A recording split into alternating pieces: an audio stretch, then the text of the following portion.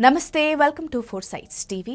యాదాద్రి లక్ష్మీ నరసింహస్వామి ఆలయ వార్షిక బ్రహ్మోత్సవాల్లో భాగంగా స్వామివారు వటపత్ర స్థాయి అలంకార సేవలో భక్తులకు దర్శనమిచ్చారు. ప్రధాన ఆలయంలో వేకువజామునే నిత్యారాధనలు, నిత్య పూజల అనంతరం పండితులు వేద పారాయణం పఠించారు. స్వామివార్ని వటపత్రసాయి అలంకారంలో ప్రత్యేక పల్లకీపై అధిష్ఠించి ఆలయ తిరుమాడ వీధుల్లో ఊరేగించారు. అనంతరం తూర్పు రాజగోపురం మాడవీధిలో వటపత్రసాయిగా అలంకరించిన స్వామి సేవను ప్రత్యేక బల్లపై అధిష్ఠించి ఆరాధించారు. సాయంత్రం ఆలయంలో నిత్య ఆరాధనల అనంతరం స్వామివార్ని హంసవాహన సేవలో అలంకరించి ఊరేగించారు. దక్షిణ దిశలోని ప్రథమ ప్రాకారం నుంచి ప్రారంభమైన హంసవాహన సేవ పడమటి రాజగోపురం నుంచి ఉత్తరం, తూర్పు, దక్షిణ రాజగోపురాల ముందు నుంచి సాగింది.